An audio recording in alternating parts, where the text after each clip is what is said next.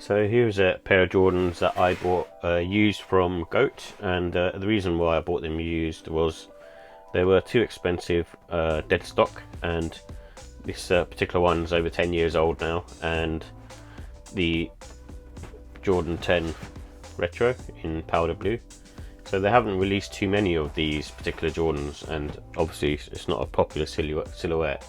And from my perspective, I was wanting to basically do a review on kind of pretty much all the classic Jordans, and so I wanted to pick these up, and I've never had a pair of these as well, so I wanted to own them just out of curiosity to see what they're like and whether it's something that I wanted, I suppose. And so I bought this used pair. I think I got them for like 70 or 80 pounds, something like that maybe, and so quite sort of cheap, and they were from Goat as far as I remember. And I put a bid in, and it was accepted. So it's a cool sneaker in the fact that it's another sort of Tinker Hatfield classic, but it's still a cool looking sneaker now that I've got it in hand. I do remember these coming out as well, and it's one of those ones that it looks a bit like a boot to me, and I think it's quite nice on foot because it's a bit more sleeker than some of the other silhouettes. Such as the 14, which looks like a shoe, and same with the 11, which looks quite sort of big and bulky, and say the 9 for instance, which also looks big and bulky, whilst this one looks a bit more sort of tapered down. And I like the kind of pebbled leather around here, and then you've got this area having kind of almost feels like a synthetic leather, if I'm honest, and then you've got this pull strap to kind of get you in place, and it feels very much like a Jordan 11 in terms of comfort as well.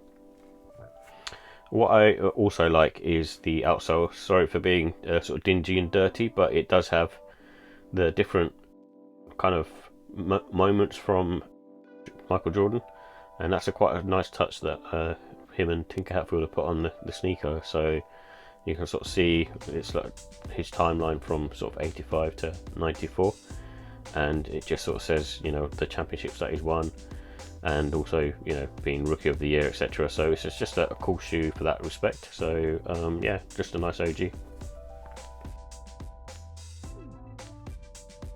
So here are the details of the Air Jordan 10 powder blue.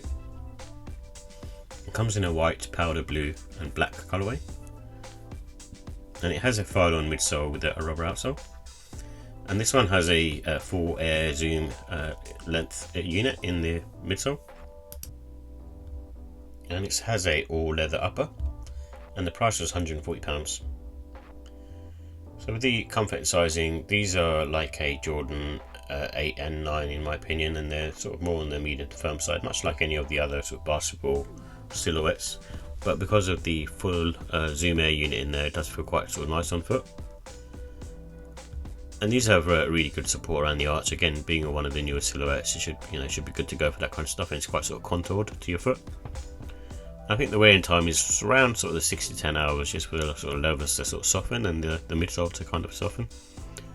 True to size works with these. I think it's one of those ones where you should be good to go, but I tend to just go up half a size in general anyway.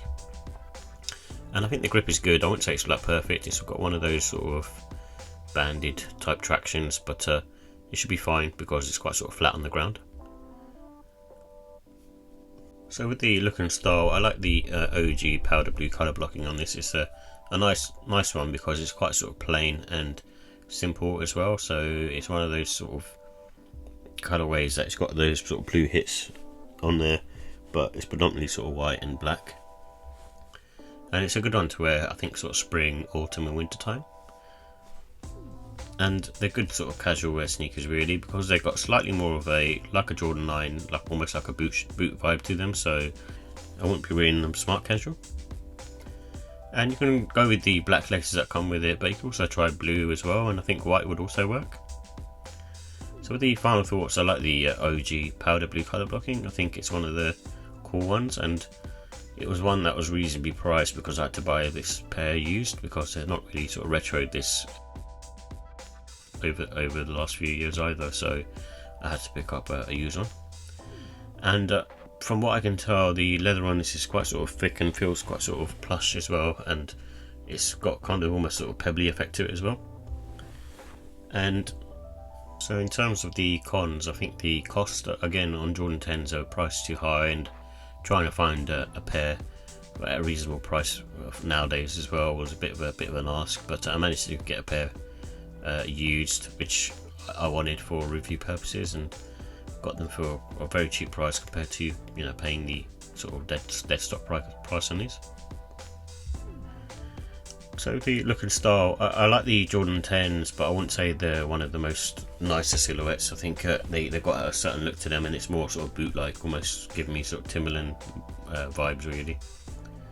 And the comfort, I'm going to give it a 4 out of 5. It's similar to, I'd say, a Jordan 11 and also maybe a Jordan 7 or 8. And with the quality, I give that a 4 out of 5. It's nice, and I think I can only judge it upon the pair that I have, and obviously it's been worn a bit, so I have to give it a bit of a benefit of the doubt. And the pricing, I give that a 4, so it's priced too high. I think because they haven't retroed recently, it's one of those ones that you're going to be paying a lot of money for dead stock. And overall, it's not one of the better silhouettes in my opinion, and that's why I've given it a 4. I think there's better silhouettes like the Jordan 14 that I really like.